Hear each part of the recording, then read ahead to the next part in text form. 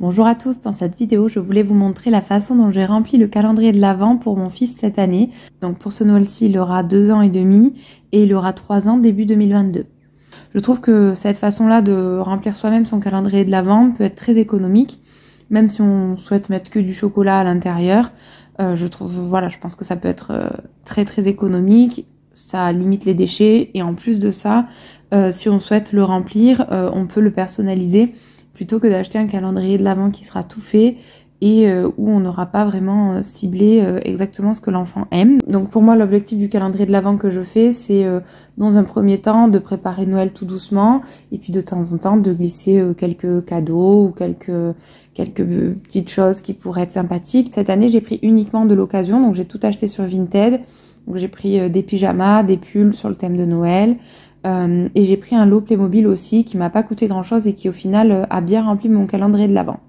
Donc là maintenant je vais remplir le calendrier de l'Avent de mon fils, sachant que chaque case sera aussi complétée par un chocolat que j'achèterai chez un chocolatier juste à côté de chez moi.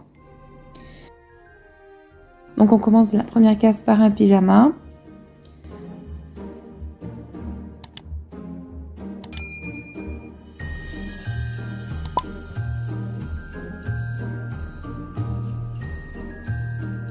Ensuite, la deuxième case, donc c'est en fait le fait de rédiger la lettre au Père Noël. Donc ce sera une petite activité à faire avec mon fils pour pouvoir préparer donc sa liste au Père Noël.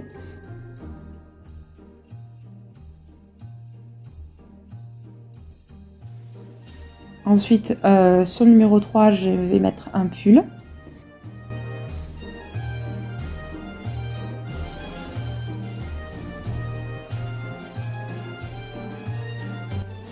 Donc dans le numéro 4, je vais mettre un petit sachet de blé ou de lentilles, histoire de planter le blé ou les lentilles ensemble.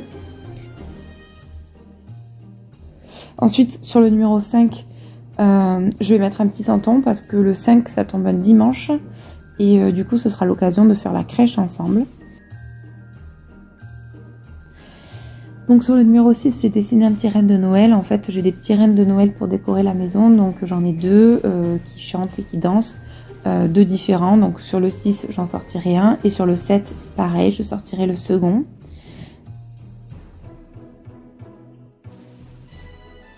Sur le numéro 8 je vais mettre un pyjama de Noël.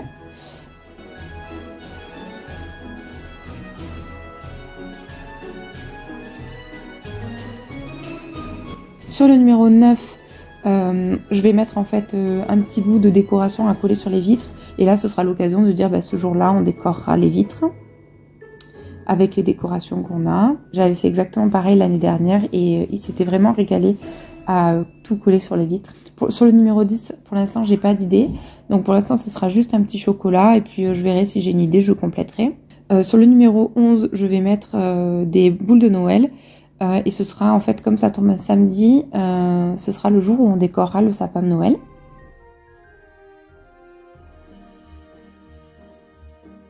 Sur le numéro 12, je vais mettre un dessin d'un petit garçon avec une pizza. Et donc ce sera journée pizza où on fera les pizzas avec mon fils. Sur le numéro 13, je vais mettre un bonnet du Père Noël.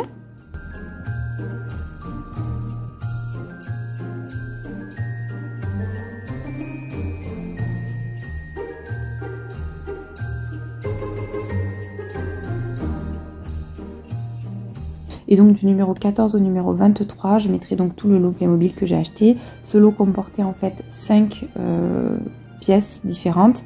Donc à chaque fois c'était le bonhomme avec quelque chose avec. Donc à chaque fois je mettrai dans une case l'engin, donc soit moto, skateboard. Et dans l'autre case du coup je mettrai le bonhomme. Donc ça me fait au total 10 cases. Et sur le numéro 24, je mettrai qu'un chocolat puisque de toute façon... dans la soirée il y aura Noël, donc je pense que pour le 24 ça suffira largement un petit chocolat.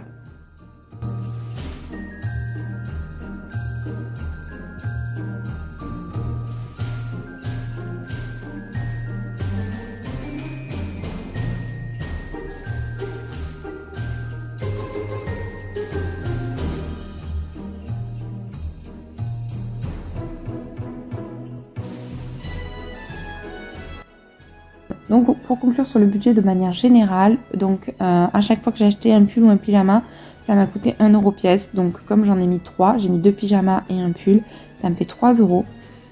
Pour les Playmobil, c'est pareil, ça m'a coûté 1 euro pièce, donc j'en ai 5. Donc il y en a pour 5 euros, donc en tout je suis à 8 euros. Après pour le reste c'est des choses que j'avais déjà, sans compter qu'au final les pyjamas et les pulls c'est des choses qu'il lui faudra et que je continuerai de mettre même après Noël, c'est ce que j'avais fait l'année dernière.